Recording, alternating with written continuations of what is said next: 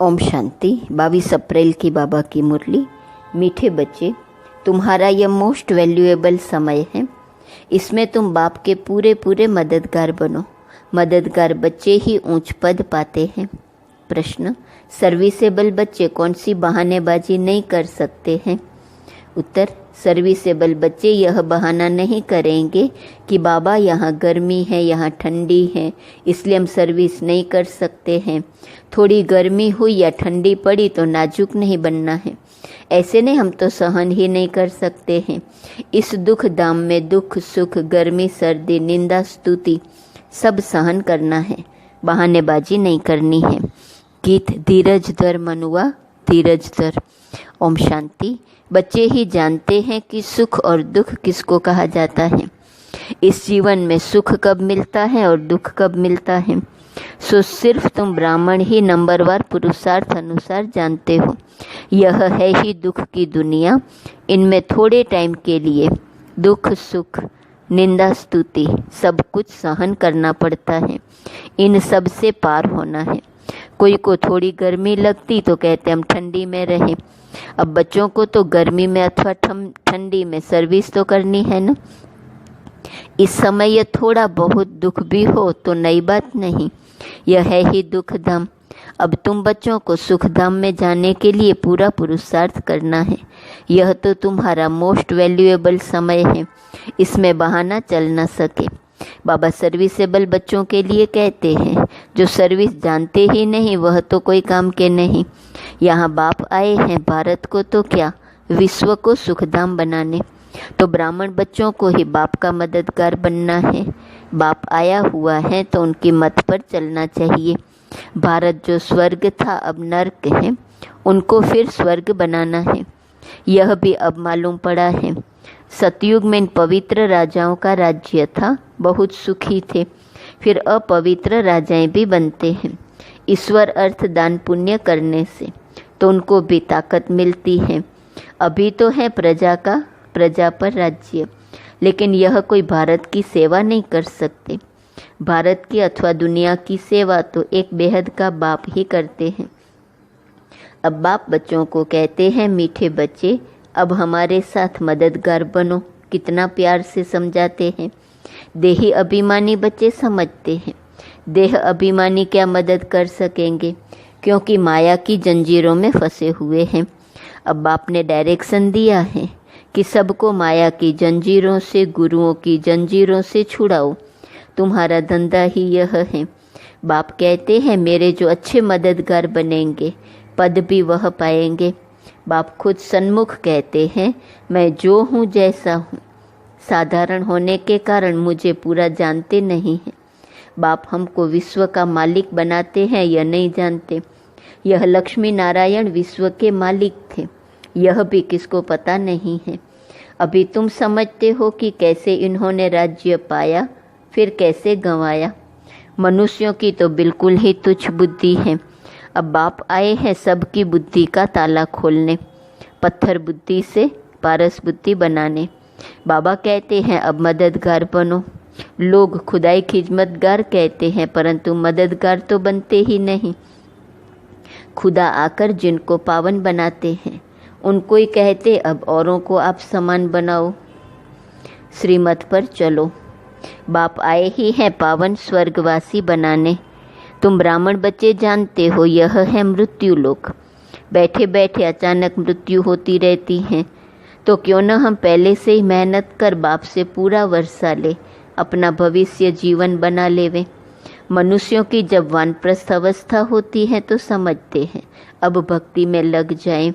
जब तक वानप्रस्थ अवस्था नहीं है तब तक खूब धन आदि कमाते हैं। अभी तुम सबकी तो है ही वानप्रस्थ अवस्था, तो क्यों न बाप का मददगार बन जाना चाहिए। दिल से पूछना चाहिए, हम बाप के मददगार बनते हैं। सर्विसेबल बच्चे तो नामी ग्रामी हैं, अच्छी मेहनत करते हैं। योग में रहने से सर्विस कर सकेंगे। याद की ताकत से ही सारी दुनिया को पवित्र बनाना है। सारे विश्व को तुम पावन बनाने के निमित्त बने हुए हो। तुम्हारे लिए फिर पवित्र दुनिया भी जरूर चाहिए, इसलिए पतित दुनिया का विनाश होना है। अभी सबको यही बताते रहो कि देह अभिमान छोड़ो, एक बाप को ही याद करो, वही पतित पावन है। सभी याद भी उनको करते हैं। साधु संत आदि सब अंगुली से ऐसे इशारा करते हैं कि परमात्मा एक है, वही सबको सुख देने वाला है। ईश्वर अथवा परमात्मा कह देते हैं, परंतु उनको जानते कोई भी नहीं। कोई गणेश को, कोई हनुमान को, कोई अपने गुरु को याद करते रहते हैं। अब तुम जानते हो वह सब है भक्ति मार्ग के। भक्ति मार्ग भी आधा कल्प चलना है। बड़े बड़े ऋषि मुनि सब नेति नेति करते आए हैं। रचता और रचना को हम नहीं जानते। बाप कहते हैं वह त्रिकालदर्शी तो है नहीं, बीज रूप ज्ञान का सागर तो एक ही है। वह आते भी हैं भारत में। शिव जयंती भी मनाते हैं और गीता जयंती भी मनाते हैं, तो कृष्ण को याद करते हैं, शिव को तो जानते नहीं। शिव बाबा कहते हैं पतित पावन ज्ञान का सागर तो मैं हूँ। कृष्ण के लिए तो कह न सके। गीता का भगवान कौन, ये बहुत अच्छा चित्र है। बाप ये चित्र आदि सब बनवाते हैं बच्चों के कल्याण के लिए। शिव बाबा की महिमा तो कंप्लीट लिखनी है, सारा मदार इन पर है। ऊपर से जो भी आते हैं वह पवित्र ही हैं। पवित्र बनने बिगर कोई जा न सके। मुख्य बात है पवित्र बनने की। वह है ही पवित्र धाम, जहाँ सभी आत्माएं रहती हैं। यहाँ तुम पाल्ट बजाते बजाते पतित बने हो। जो सबसे जास्ती पावन, वही फिर पतित बने हैं। देवी देवता धर्म का नाम निशान ही गुम हो गया है। देवता धर्म बदल हिंदू धर्म नाम रख दिया है। तुम ही स्वर्ग का राज्य लेते हो और फिर गंवाते हो। हार और जीत का खेल है। माया ते हारे हार है, माया ते जीते जीत है। मनुष्य तो रावण का इतना बड़ा चित्र कितना खर्चा कर बनाते हैं, फिर एक ही दिन में खलास कर देते हैं। दुश्मन है ना। लेकिन यह तो गुड़ियों का खेल हो गया। शिव बाबा का भी चित्र बनाए पूजा कर फिर तोड़ डालते हैं। देवियों के चित्र भी ऐसे बनाए फिर जाकर डुबोते हैं। कुछ भी समझते नहीं। अब तुम बच्चे बेहद की हिस्ट्री ज्योग्राफी को जानते हो कि यह दुनिया का चक्र कैसे फिरता है। सतयुग त्रेता का किसको भी पता नहीं। देवताओं के चित्र भी ग्लानि के बना दिए हैं। बाप समझाते हैं, मीठे बच्चे, विश्व का मालिक बनने के लिए बाप ने तुम्हें जो परहेज बताई है वह परहेज करो। याद में रहकर भोजन बनाओ, याद में रहकर खाओ। बाप खुद कहते हैं मुझे याद करो तो तुम विश्व के मालिक फिर से बन जाएंगे। बाप भी फिर से आया हुआ है। अब विश्व का मालिक पूरा बनना है। Follow father mother. सिर्फ फादर तो हो नहीं सकता। सन्यासी लोग कहते हैं हम सब फादर हैं। आत्मा सो परमात्मा है, वह तो रोंग हो जाता है। यहाँ मदर फादर दोनों पुरुषार्थ करते हैं। फॉलो मदर फादर, यह अक्सर भी यहाँ के हैं। अभी तुम जानते हो जो विश्व के मालिक थे पवित्र थे, अब वह अपवित्र हैं, फिर से पवित्र बन रहे हैं। हम भी उनकी श्रीमत पर चल यह पद प्राप्त करते हैं। वह इन द्वारा डायरेक्शन देते हैं, उस पर चलना है। फॉलो नहीं करते तो सिर्फ बाबा बाबा कह मुख मीठा करते हैं। फॉलो करने वाले को ही सपूत बच्चे कहेंगे ना। जानते हो मम्मा बाबा को फॉलो करने से हम राजाई में जाएंगे। यह समझ की बात है। बाप सिर्फ कहते हैं मुझे याद करो तो विकर्म विनाश हो, बस। और कोई को भी यह समझाओ तुम कैसे 84 जन्म लेते लेते अपवित्र बने हो। अब फिर पवित्र बनना है।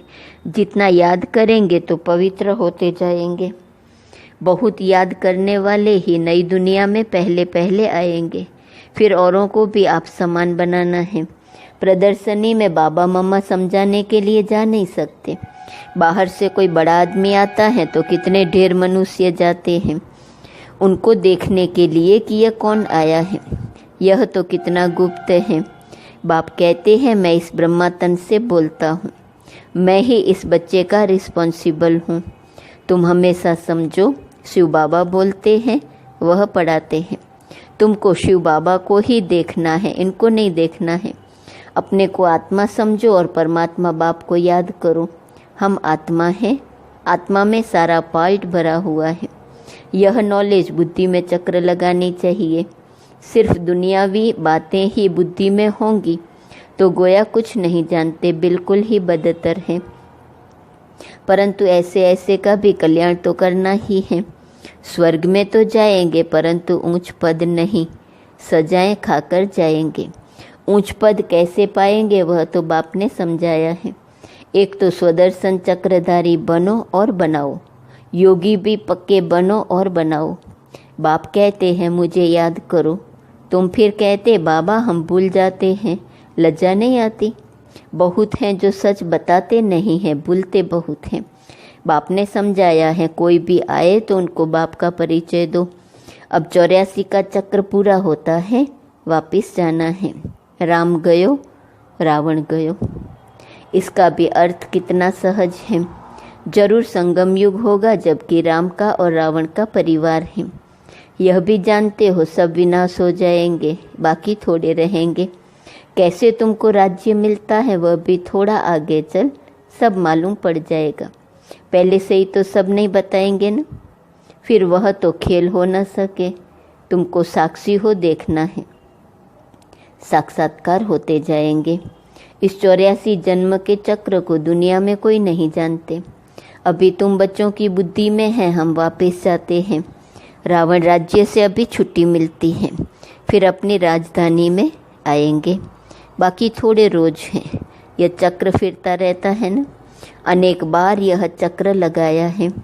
अब बाप कहते हैं जिस कर्म बंधन में फंसे हो उनको भूलो। गृहस्थ व्यवहार में रहते हुए भूलते जाओ। अब नाटक पूरा होता है, अपने घर जाना है। इस महाभारत लड़ाई के बाद ही स्वर्ग के गेट्स खुलते हैं। इसलिए बाबा ने कहा है यह नाम बहुत अच्छा है, गेट वे टू हेवन। कोई कहते हैं लड़ाइयाँ तो चलती आई हैं। बोलो मुसलों की लड़ाई कब लगी है? यह मुसलों की अंतिम लड़ाई है। 5000 वर्ष पहले भी जब लड़ाई लगी थी तो यह यज्ञ भी रचा था। इस पुरानी दुनिया का अब विनाश होना है, नई राजधानी की स्थापना हो रही है। तुम यह रूहानी पढ़ाई पढ़ते हो राजाई लेने के लिए। तुम्हारा धंधा है रूहानी। जिस्मानी विद्या तो काम नहीं आनी है, शास्त्र भी काम नहीं आएंगे तो क्यों न इस धंधे में लग जाना चाहिए। बाप तो विश्व का मालिक बनाते हैं, विचार करना चाहिए कौन सी पढ़ाई में लगे। वह तो थोड़े डिग्रियों के लिए पढ़ते हैं, तुम पढ़ते हो राजाई के लिए। कितना रात दिन का फर्क है। वह पढ़ाई पढ़ने से भुंगरे अर्थात चने भी मिलेंगे या नहीं पता थोड़े ही है। किसका शरीर छूट जाए तो भुंगरे भी गए। यह कमाई तो साथ चलने की है, मौत तो सिर पर खड़ा है। पहले हम अपनी पूरी कमाई कर लेवे। यह कमाई करते करते दुनिया ही विनाश हो जाती है। तुम्हारी पढ़ाई पूरी होगी तब ही विनाश होगा। तुम जानते हो जो भी मनुष्य मात्र है उनकी मुट्ठी में है भुंगरे, उसको ही बंदर मिसल पकड़ बैठे हैं। अब तुम रत्न ले रहे हो। इन भुंगरों अर्थात चनों से ममत्व छोड़ो। जब अच्छी रीति समझते हैं तब भुंगरों की मुट्ठी को छोड़ते हैं। यह सब खाक हो जाना है। अच्छा, मीठे मीठे सिकिलदे बच्चों प्रति माता पिता बाप दादा का याद प्यार और गुड मॉर्निंग। रूहानी बाप की रूहानी बच्चों को नमस्ते। रूहानी बच्चों की रूहानी बाप को नमस्ते नमस्ते नमस्ते। धारणा के लिए मुख्य सार। पहली पॉइंट, रूहानी पढ़ाई पढ़नी और पढ़ानी है। अविनाशी ज्ञान रत्नों से अपनी मुट्ठी भरनी है। चनों के पीछे समय नहीं गंवाना है। दूसरी पॉइंट, अब नाटक पूरा होता है इसलिए स्वयं को कर्म बंधनों से मुक्त करना है। स्वदर्शन चक्रधारी बनना और बनाना है। मदर फादर को फॉलो कर राजाई पद का अधिकारी बनना है। वरदान, संकल्प को भी चेक कर। व्यर्थ के खाते को समाप्त करने वाले श्रेष्ठ सेवाधारी भव।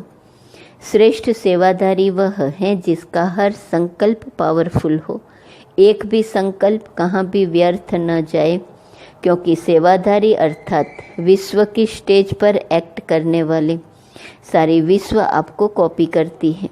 यदि आपने एक संकल्प व्यर्थ किया तो सिर्फ अपने प्रति नहीं किया, लेकिन अनेकों के निमित्त बन गए। इसलिए अब व्यर्थ के खाते को समाप्त कर श्रेष्ठ सेवाधारी बनो। स्लोगन: सेवा के वायुमंडल के साथ बेहद के वैराग वृत्ति का वायुमंडल बनाओ।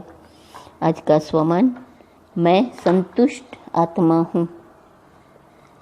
अव्यक्त इशारे के पॉइंट: कंबाइंड रूप की स्मृति से सदा विजयी बनो।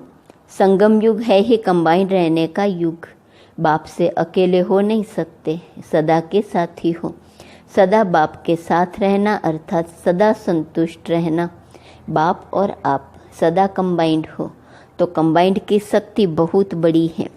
एक कार्य के बजाय 1000 कार्य कर सकते हो, क्योंकि 1000 भुजाओं वाला बाप आपके साथ हैं। मैं सदा संतुष्ट आत्मा हूँ। 22 अप्रैल। ओम शांति।